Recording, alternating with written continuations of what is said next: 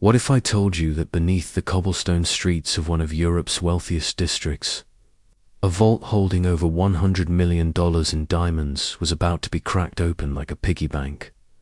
This is the true story of the Antwerp Diamond Heist, the perfect crime that should have been impossible. A crime so brilliantly executed that even the investigators couldn't believe what they were seeing. February 15th, 2003, 11:47 p.m. 2 floors beneath the streets of Antwerp, Belgium, a man stands before the most secure vault in the world. His heart pounds. His hands are steady.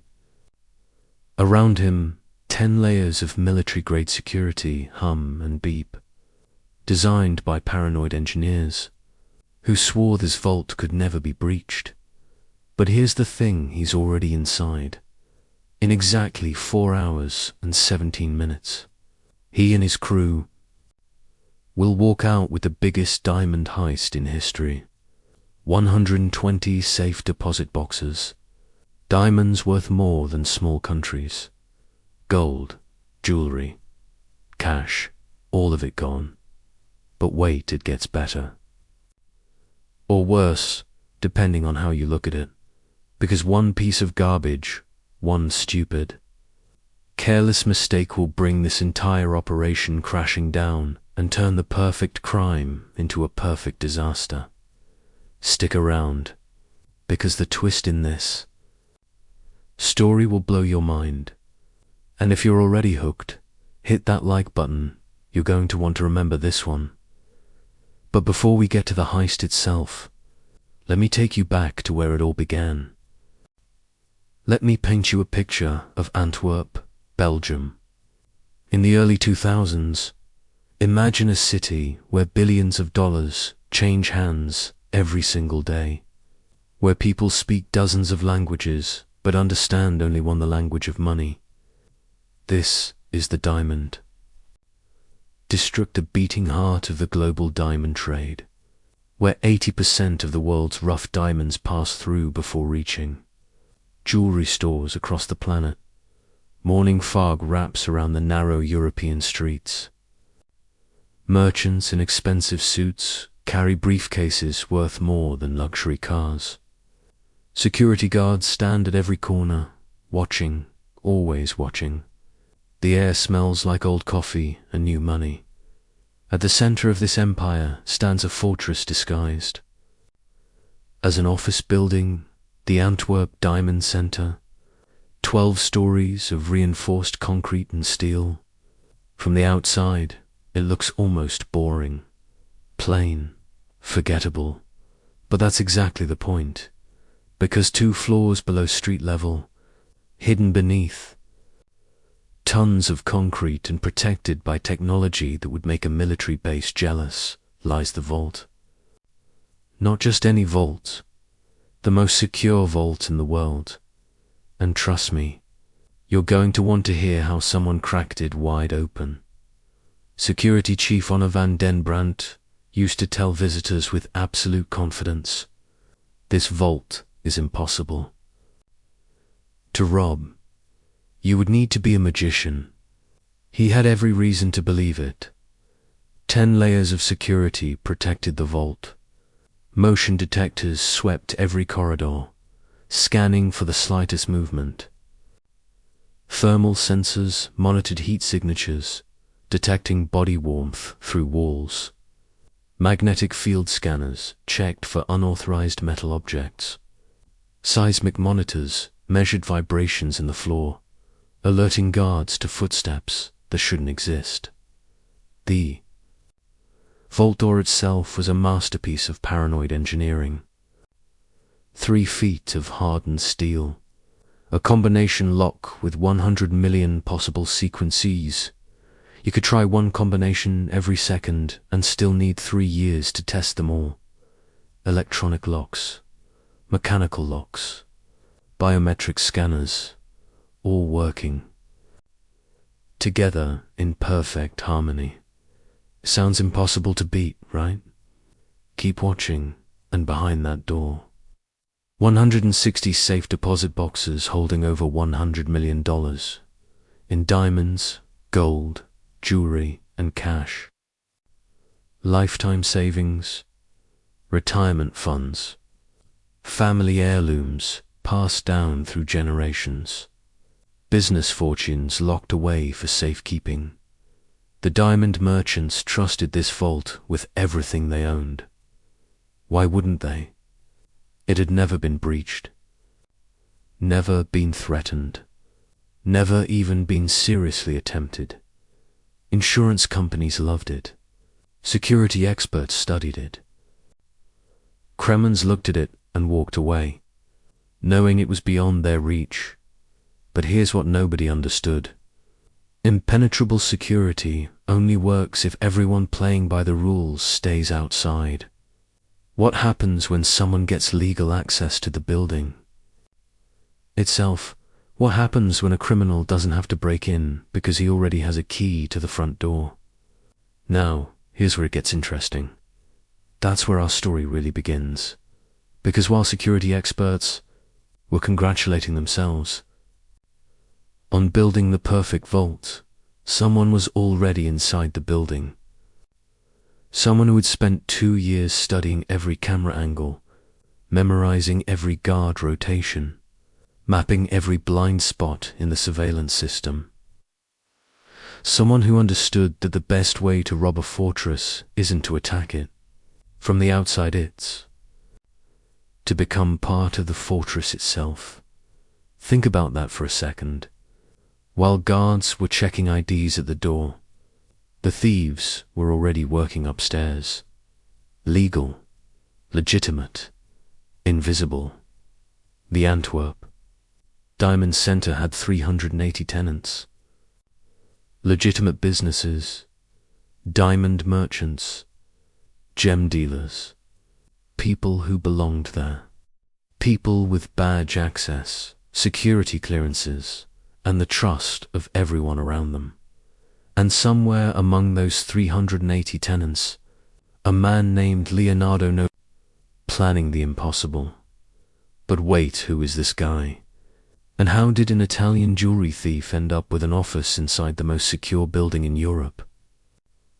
That's coming up next, and trust me, his story is absolutely wild. The year was 2001, and the clock was already ticking toward the greatest diamond heist in history. The vault that couldn't be robbed was about to meet the thief who couldn't be stopped, or so he thought. Because here's the thing about perfect crimes. They only stay perfect until someone makes one tiny mistake. And the mistake these guys made, you won't believe it when you hear it later in this video. Stay with me. This is just the beginning. Leonardo Notarbartolo steps off the train at Antwerp Central Station on a cold morning in 2001. Middle-aged Italian man, expensive suit, designer briefcase. He walks with the confidence of someone who's gotten away with things most people wouldn't dare attempt. But Notarbartolo isn't a businessman. He's Italy's most successful jewelry thief. For 20 years, he's robbed jewelry stores across Italy, always leaving behind bewildered owners and empty cases. Turin police know his name but can never prove anything. He's too careful, too smart. But stores, that's small time. Notarbartolo wants something legendary, something that will cement his name in criminal history forever. That's why he's come to Antwerp. And here's the genius part instead of planning to break into the Antwerp Diamond Center like a common burglar. He rents an office inside the building. Suite 478. Right inside the fortress he plans to rob. Think about that. While other thieves studied the building from across the street, Notarbartolo rides the elevator every day, chats with guards, smiles at merchants, building trust, becoming invisible. He creates a legitimate gem dealer identity so convincing that merchants invite him to private auctions. They trust him. Why wouldn't they? He has an office in the Diamond Center, but every morning when he badges through security, he's counting camera angles, memorizing guard rotations, studying blind spots, taking mental notes of every weakness. For 2 years, he's the perfect tenant. And the whole time, he's planning the biggest heist in history. But you can't pull off the impossible alone. Norte Bartolo needs a crew. The absolute best. First, there's Ferdinando Finotto. They call him the monster because of what he can do to a safe. Decades studying locks. He can crack combinations that would take others years. His fingers feel vibrations through steel. He hears sounds security systems can't detect. Then there's Pietro Taverno, the tech genius. He makes cameras and sensors do whatever he wants. He can make motion detectors ignore movement, thermal sensors go blind, and cameras show yesterday's footage while today's action unfolds. From Belgium comes Elio Denorio, local guy who knows every street, every escape route, every corrupt contact. He's their insurance policy, their guide through Antwerp's criminal networks. And then there's the mystery, Mantha, King of Keys. Nobody knows his real name. He's the specialist who can duplicate any key, crack any code. So secretive that even crew members don't know who he really is. Years later, when police arrest everyone else, they'll never identify him, never catch him. He'll vanish like smoke. These men aren't young hotheads. Norte Bartolo is middle-aged. Finotto's been cracking safes since before the internet. These are professionals. Veterans who've spent lifetimes perfecting their craft. They meet in safe houses across Antwerp and Italy. Never the same place twice. They discuss plans that sound like science fiction. Analyze security systems that cost millions. Norte Bartolo uses his Diamond Center office for daily reconnaissance. He photographs security with hidden cameras, times guard patrols down to the second. Finotto focuses on the vault door, that 3-foot steel monster. He practices on similar locks, learning every quirk, every weakness. Taverno assembles his electronic toolkit, devices worth more than luxury cars. Technology that exists in grey markets where legality doesn't matter. Denorio maps escape routes, identifies safe houses, makes contacts who can help them disappear, and the King of Keys works on the critical element that could make or break everything. These 5 men are about to challenge the world's most secure vault. They're betting there. Freedom on a plan that must work perfectly. One mistake, one camera catching them, one guard showing early, one alarm triggering, and it's over. Prison for decades. But they're not thinking about failure. They're thinking about $100 million. They're thinking about becoming legends. What they're not thinking about is the tiny mistake that will destroy everything. First, you need to see how they planned the impossible. Now here's where things get really interesting. You know how in movies, they show thieves planning a heist with a quick montage, some blueprints, a few practice runs, maybe a week of preparation, and boom, they're ready. Yeah, forget that. This. Crews spent 2 entire years preparing for one night. 2 years. That's 730 days of planning, practicing, and perfecting every single detail. Because when you're going after $100 million in the world's most secure vault, there's no room for winging. It Notarbartolo used his legitimate access to study everything. Every morning, he'd badge into the Diamond Center like any other tenant, smile at the guards, ride the elevator, walk to his office, completely normal. But on the way, he was counting. Camera positions, guard rotations, delivery schedules. He memorized blind spots in the surveillance system. He discovered that guards changed shifts at specific times, creating brief windows when coverage was weakest. Every piece of information went into a mental database. Every detail mattered. But studying the target wasn't enough. They needed to practice, so they rented a warehouse outside Antwerp and built a full-scale replica of the vault area. Exact measurements, identical corridors, motion detectors that worked exactly like the real ones, thermal sensors calibrated to the same specifications. It cost them tens of thousands of euros, but they needed to practice in conditions that matched reality as closely as possible. And here's the crazy part. They practiced the entire heist hundreds of times. Hundreds, until every movement became automatic. Until they could do it in their sleep. Finotto spent months practicing on locks identical to the vault's combination system. He practiced until he could crack a 100 million sequence lock in under an hour. Think about that skill level. Most people can't even remember their own phone password. Taverneau figured out how to create temporary, blind spots in thermal sensors, using this is brilliant ordinary hairspray. If you spray it on a thermal sensor, it temporarily freezes the surface and prevents heat detection for exactly 12 minutes, before evaporating without a trace. He also created electromagnetic pulse generators that could disable magnetic locks. For exactly 7 minutes, they timed everything down to the second, and the camera system.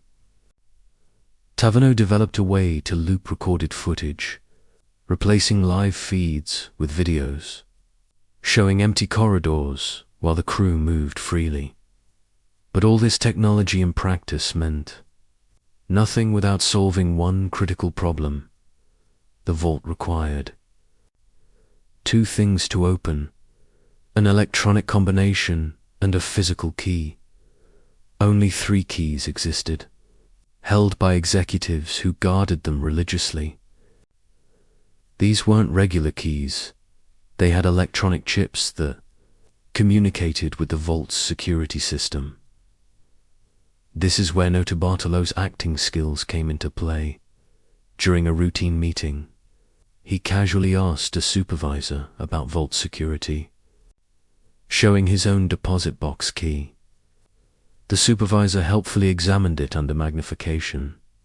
What the supervisor didn't know was that Notarbartolo was wearing a watch with a hidden camera. In those 3 seconds, he photographed the key from multiple angles. 3 seconds. 1 photograph. Game over. That photograph let them manufacture a duplicate. It took 8 attempts and thousands of euros. But eventually they created a copy that fooled the vault's electronic readers. They solved dozens of smaller problems: air currents from ventilation, floor vibrations from street traffic, the 2-ton vault door that needed to open silently. Even what to wear certain fabrics could trigger sensors. They rehearsed contingency plans for every complication. What if a guard arrived early? What if systems behaved unpredictably? For every problem, they developed solutions and practiced until it became second nature. Intelligence revealed the perfect opportunity. Mid-February 2003, a long holiday weekend, when security operated on reduced schedules after 2 years of preparation. They were ready.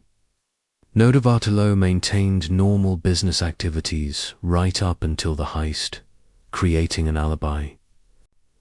The crew made final equipment checks. Each man memorized timing sequences one last time. They had rehearsed hundreds of times. They had solved every problem, anticipated every obstacle, planned for every contingency. They were as prepared as any criminal crew had ever been. But here's the thing about perfect. Preparation, it only matters if you execute perfectly. And then you still have to escape perfectly. And then stay hidden perfectly. One mistake, just one. That's all it takes. And trust me, the mistake these guys made, it's so stupid, so completely avoidable, that when you hear it, you're going to want to scream. But first, you need to see the heist itself, because what they pulled off in those 4 hours was absolutely incredible. Stay with me. The best part is coming. February 15th, 2003, 11:47 p.m. Antwerp sleeps beneath winter clouds. The Diamond District lies quiet. Security guards make routine patrols through corridors, protecting more wealth than most banks will ever see. This is it. 2 years of planning comes down to the next 4 hours. Notarbartolo uses his legitimate keycard to enter through the main entrance. Security cameras record his arrival, but they see nothing suspicious. Just another tenant working late. It happens all the time. Beneath the building, his crew move through service tunnels they've mapped during months of reconnaissance. Taverneau carries electronic equipment worth more than most people's houses. Finotto brings tools, refined through decades of criminal expertise. They converge 2 floors below street level, where motion detectors sweep in patterns. They've memorized down to the millisecond. Now here's where it gets crazy. Taverneau pulls out a can of hairsprayers, ordinary hairspray, and applies it to thermal sensors. The spray freezes the sensor surfaces, creating exactly 12 minutes of blindness. 12 minutes before it evaporates without leaving a trace. Electromagnetic pulses disable magnetic field detectors. The pulses are calibrated perfectly to avoid triggering backup alarms. 7-minute window, not a second more. Camera feeds switch to recorded loops. Guards watching monitors see empty corridors from footage recorded days earlier. Meanwhile, the crew moves through areas that should be under constant surveillance. Every step unfolds exactly as rehearsed. Motion detectors sweep past as they freeze in calculated positions. They advance through gaps in coverage with timing precise as clockwork, and then they're standing in front of it, the door that can't be opened. 3 feet of hardened steel, electronic locks, mechanical locks, combination systems, biometric scanners, all working together to create what should be perfect security. Taverneau connects his equipment to the vault's control systems. Streams of code flow across his screen, probing for vulnerabilities. Military-grade encryption crumbles under assault.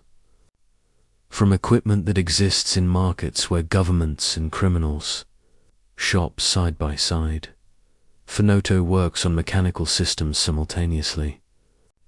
His fingers read vibrations through steel, feeling tumbler movements invisible to sensors. The combination lock with 100 million possible sequences starts surrendering its secrets. Manufacturing tolerances create subtle variations, mechanical signatures. Finotto's experienced fingers follow these signatures toward correct numbers. First sequence complete, he whispers. Electronic systems fall to Taverneau's hack. Backup protocols fail under sustained digital assault. Biometric scanners. accept false readings from equipment that shouldn't exist. Electronic systems compromised, Taverneau reports, initiating final override. The vault's 17 separate locking mechanisms begin disengaging. Mechanical bolts retract with sounds like muffled gunshots. Electronic circuits surrender to commands. They can't distinguish from legitimate access codes. The massive door swings open. $100 million awaits. 160 safe deposit boxes line the vault walls, each containing fortunes in diamonds, gold, jewelry, cash. The concentrated wealth glows under fluorescent lighting like some kind of treasure chamber from a movie. But this isn't a movie. This is real. They work with mechanical precision. Finotto attacks deposit box locks using techniques that turn security mechanisms into cooperative partners. Each lock surrenders after brief resistance. Box after box reveals treasures beyond their estimates. Diamonds pour into specially designed foam-lined containers. Gold jewelry disappears into cases that distribute. Weight perfectly. Cash bundles flow into backpacks designed for extreme loads.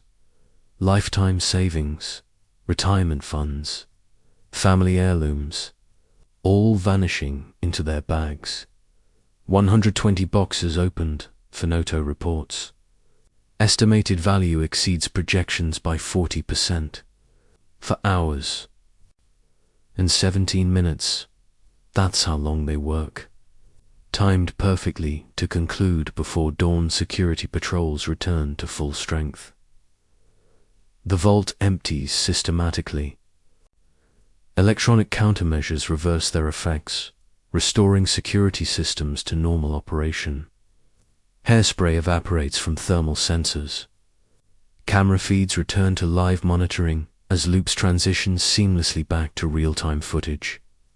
They exit through the same routes used for entry.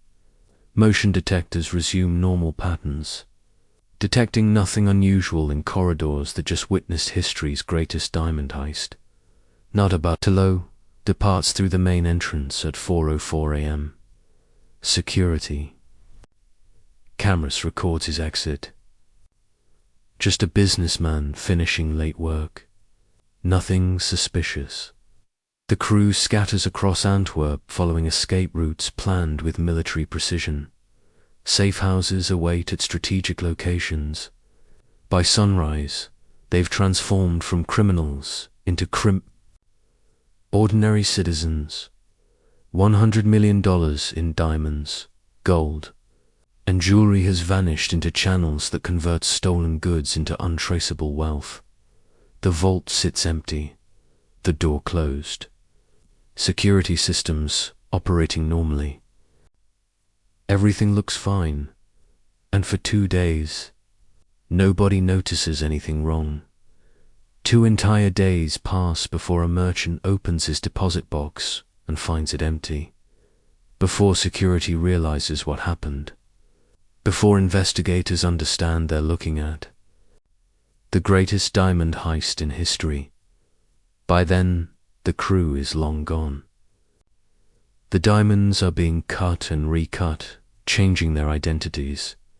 The gold is melted down, the jewelry disassembled. Evidence disappearing faster than police can even start investigating. They did it. They actually pulled off the impossible. They beat the unbeatable vault. They outsmarted the smartest security experts. They executed a plan so perfect that even the investigators couldn't believe what they were seeing. For 48 hours. They were legends, untouchable, free, rich beyond imagination. But here's the thing about perfect crimes: they only stay perfect if you make 0 mistakes afterward. And somebody on this crew was about to make the stupidest mistake imaginable. One piece of garbage destroyed everything. After 2 years of meticulous planning, after executing the most sophisticated heist in history with absolute precision, after walking away with $100 million, all of it came crashing down because of a plastic bag. Here's what happened. Ferdinando Finotto made a decision that still haunts investigators. Instead of following protocols for evidence disposal, he stopped along a rural road outside Antwerp and dumped a plastic bag. Inside that bag, everything. Meal containers with DNA evidence, used gloves with fingerprints, pieces of tape, and handwritten notes describing vault security systems. It was a gift. Confession sitting on the side of a road. 3 days later, a local farmer noticed the litter and complained to authorities. A cleanup crew recognized it as potential evidence.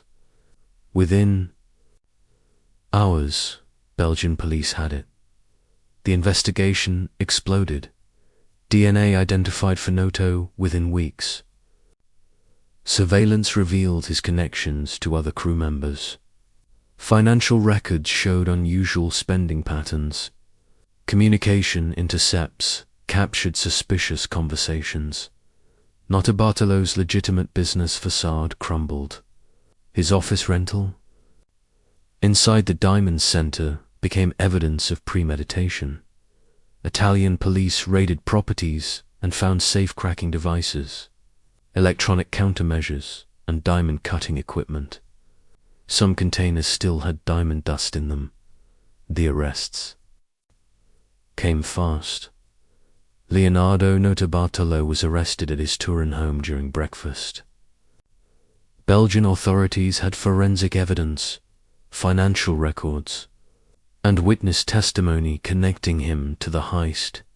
Ferdinando Finotto was captured at a safe house with diamond-cutting equipment and stolen gems. Pietro Tavano tried fleeing to South America but was caught at an airport through international cooperation. Elio Denorio disappeared into criminal networks. Never caught. The King of Keys? Never identified. Never found. A ghost who stayed a ghost. The sentences came in 2005. Notarbartolo got 10 years. Released on parole in 2009 with one condition: compensate the victims. He never paid a single euro. Rearrested in 2013 for violating parole. Served until 2017. Finotto, Tavano, and Denorio each got 5 years plus €5,000 fines. But here's the truly shocking part. Despite all the arrests, trials, and investigations, 95% of the stolen diamonds remain unrecovered. That's roughly $95 million worth of diamonds that simply vanished. Cut, recut, sold through black markets, scattered across the globe, gone forever. Many victims were small diamond traders who had no insurance. They trusted the world's safest vault with everything. Families were wiped out financially, businesses destroyed, retirement funds evaporated. And here's where it gets stranger. Notarbartolo claims he was hired by a mysterious man named Alessandro. He says the whole thing was insurance fraud orchestrated by diamond merchants. Themselves, authorities found zero evidence of any Alessandro. No fraud, conspiracy, nothing. Most believe Notarbartolo invented this story, hoping to reduce his sentence. But he sticks to it, even today. So what's the truth? Was there really a mysterious mastermind? Or is it just the fantasy of a thief who can't accept his perfect crime was destroyed by garbage? We may never know. Think about this. 2 years of planning, perfect execution. They beat the world's most secure vault, walked away with $100 million, And it all fell apart because one guy threw away a trash bag. That's the lesson. Perfect crimes don't exist. Because they're committed by humans. And humans make mistakes. Sometimes dramatic. Sometimes tactical. Sometimes just stupid. Finotto's mistake. Definitely stupid. The Antwerp Diamond Center upgraded their security after this. New systems. Better. Protocols. More protection. But here's my final question. Is any vault truly unbreakable? Or is it just waiting for someone smart enough, patient enough, and careful enough to never make that one fatal mistake? What do you think? Could you have pulled this off? And would you have been dumb enough to toss evidence on the side of the road? Drop your thoughts in the comments. If you enjoyed this story, hit that like button and subscribe for more incredible true crime cases. We've got plenty more criminals who almost got away with it. Heists that shocked the world. Mysteries still unsolved. Thanks for watching. And remember, if you're planning the perfect crime, don't leave your DNA on the roadside. See you next time.